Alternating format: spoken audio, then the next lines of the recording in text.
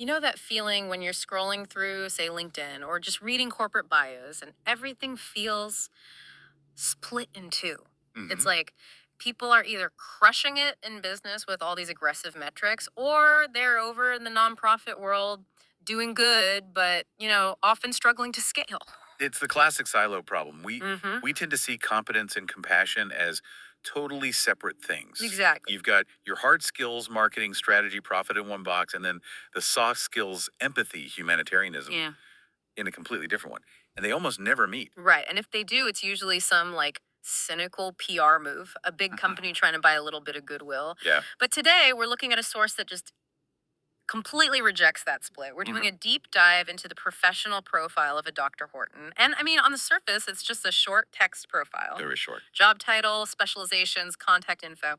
But if you actually read the specific words used here, the combination, it's almost like a blueprint for a new kind of professional. It really is. And I'm glad we're unpacking this because Yeah. it's dense for how short it is. Yeah. This is not just a list of skills, it's a whole methodology. Uh huh. The source presents Dr. Horton not as someone who, bounces between business and charity. It's someone who has fused them together into a single engine. A bridge, almost. A bridge is a perfect word. A bridge between relationship marketing, which is a very tactical business thing, and humanitarian initiatives. And that's what we need to figure out today. Because honestly, when I first read the phrase global representation for kindness, which is literally the headline job description here, Yeah. my first reaction was a bit of skepticism. It sounds nice, but does it actually work? I mean, is that a real. Well, that's the question, isn't it? Because nice is usually corporate speak for ineffective. Right. But this text suggests the total opposite. So I think our mission today is to take this profile apart and really understand how Dr. Horton builds that bridge between professional strategy, media, marketing, and, well, core human values. Okay, so let's get right into the gears of it. The text opens with specializations. And the very first one listed is relationship marketing strategies. Hmm. Let's just pause there. Most of us kind of know what marketing is. But relationship marketing, that's a specific discipline in the business world, right? It's not just running ads. Oh, far from it. And I think this is where the misunderstanding usually starts. Traditional marketing, let's call it transactional marketing, is about volume.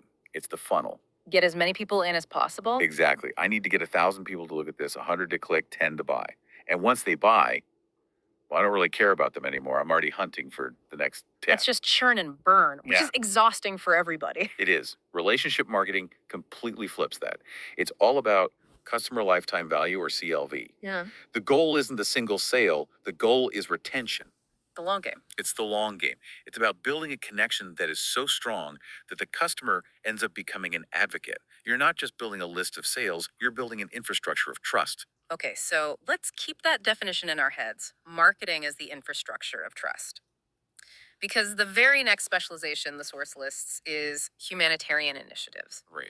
And I've got to be honest, seeing marketing right next to humanitarianism, it usually makes my skin crawl a little bit. It feels like you're trying to sell suffering or, commodify charity. That's a totally valid reaction. Huh. We're conditioned to think of humanitarian work as this pure altruistic thing that shouldn't be tainted by business tactics. Mhm. But let's look at the reality of that sector. What's its biggest failure point? Mm.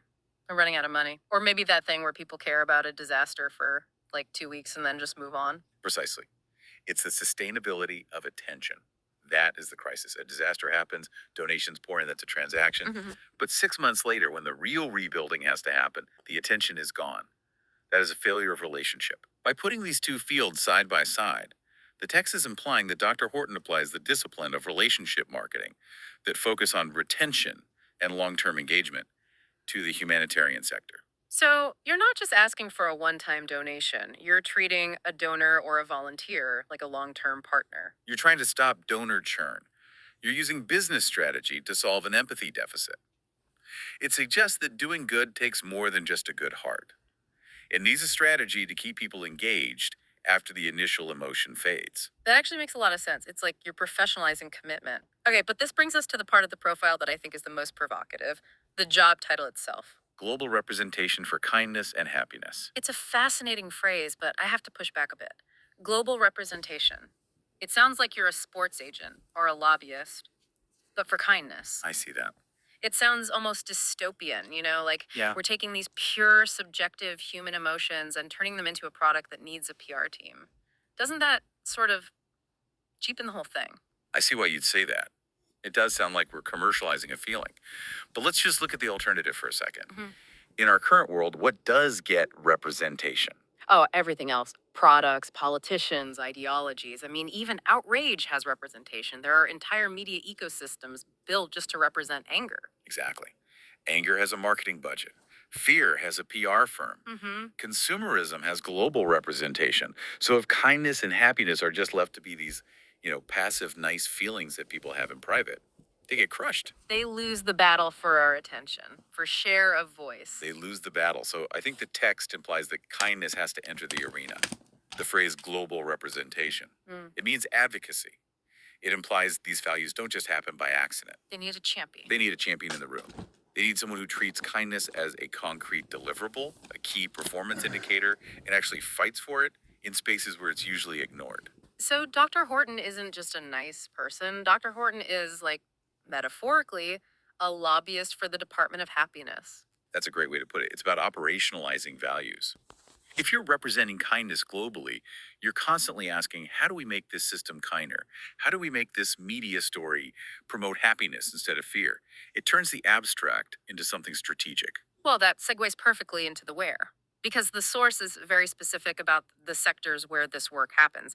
It lists media and community development. Two absolutely critical sectors. Let's start with media, because if we're talking about that marketplace of ideas, the media is the trading floor. And while right now, the main currency on that floor is conflict. Oh, absolutely. The entire attention economy is biased toward negativity. We know this from like every study on social media algorithms. Anger travels faster than joy, outrage gets more clicks than nuance. So when this profile says Dr. Horton works on creating sustainable and meaningful connections in the media sector, that feels like swimming upstream. It's fighting the very nature of how modern media works. It is disruption, real disruption, not the kind they talk about in tech. If you bring a relationship marketing mindset Yeah. into media, you are arguing against the clickbait model. Hmm. Clickbait is transactional. I tricked you into clicking, I got my ad money, goodbye. But Dr. Horton's approach suggests creating media that actually builds a relationship with you.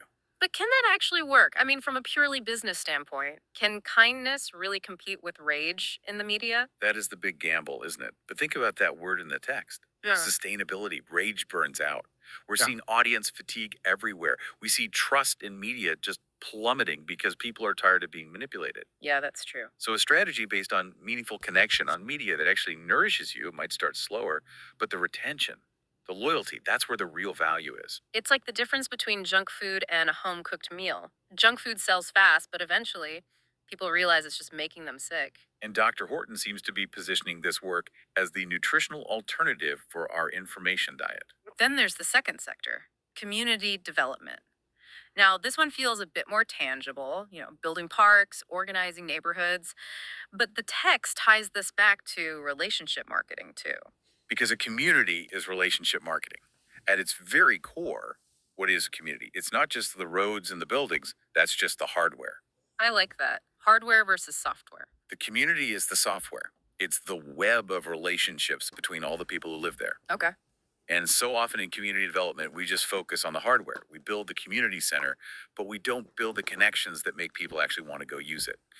By applying this mindset, Dr. Horton is focusing on the social fabric itself.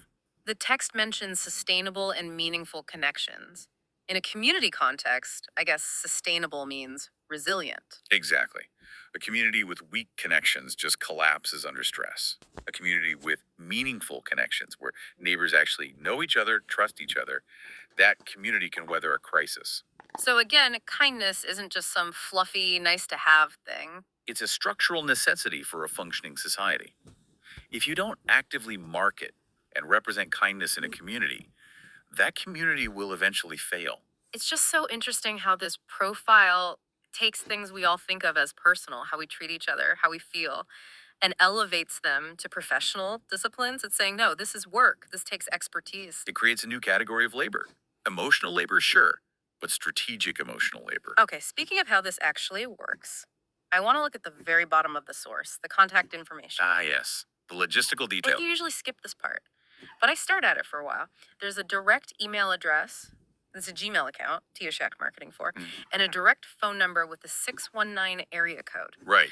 Now, play devil's advocate with me. Okay. Part of me looks at that and thinks global representation with a Gmail address. It feels a little, I don't know, small scale, Yeah. unpolished. Mm. Shouldn't you have a contact at brand.com email or a gatekeeper if you're doing this big global work? I think that's the trap of traditional corporate thinking. We associate professionalism with barriers. Yeah. The harder someone is to reach, the more important we think they are. That is so true. The VIPs are always behind the velvet rope. But look at the core idea here: relationship marketing, meaningful connections. If Dr. Horton had a generic info at email or one of those contact forms where you just get an automated reply, Mm, that would contradict the entire mission. it would be transactional. Exactly. Putting a direct phone number on a global profile is a radical act of accessibility. It's actually kind of vulnerable. It says, I am a person and you can connect with me. It's walking the walk. It is. It validates the whole methodology. You can't claim to specialize in human connection if you insulate yourself from humans. By using a Gmail, by giving out a number, Dr. Horton is signaling that the barrier to entry for kindness is zero. It's a flat hierarchy. That's a really good point. It completely reframes what I first saw as unpolished into something that's actually authentic. And in a world of bots and auto replies, authenticity is like the ultimate currency. It goes right back to trust. I trust someone with a 612 number. I can actually call way more than I trust a faceless corporation with a slick website. If the goal is relationship marketing, that phone number is the closing argument. So when we pull all these threads together, the marketing strategy, the humanitarian focus, the media disruption, this radical accessibility, what are we actually looking at here? Because this profile is short, it's tiny, but the implications feel huge. We are looking at a hybrid model. Dr. Horton represents a shift where doing good stops being a hobby and starts being an industry. The source shows us that kindness and happiness aren't just feelings to be enjoyed, they're disciplines to be mastered, marketed, and scaled. So it's basically arguing that the tools of capitalism, marketing, media representation, they don't have to be the enemy of altruism. They can be the delivery mechanism for it. Wow. If, and this is a big if, they're wielded with the right intention. It's about taking the tool out of hand of profit at all costs and putting it into the hand of connection at all costs. That is a powerful shift. But it does leave me with one kind of a gnawing question about the world this all exists in. We talked about how the media is hostile to kindness. We talked about needing representation just to get a seat at the table. It's an uphill battle for sure. It is. And that's the thought I want to leave our listener with. We've analyzed this profile and we've seen that in this model, kindness needs a global representative, a strategy, and a marketing campaign just to survive. It needs a defense team. Right. So if kindness needs all of that just to be seen and heard, what does that say about the current state of our information diet? What does it say about the world we've built? That simply being nice is now a countercultural act that requires a specialized agent. And maybe more importantly, if kindness is finally being marketed to you, are you going to buy it? Or are you going to keep clicking on the conflict? That's the real question. The product is there. It's up to us to create the demand. Demand the connection. Thanks for diving deep with us today. It's really wild how much you can find in just a single profile if you stop skimming and really start reading. Always a pleasure. We'll see you on the next one. Reach out to someone today and make it meaningful.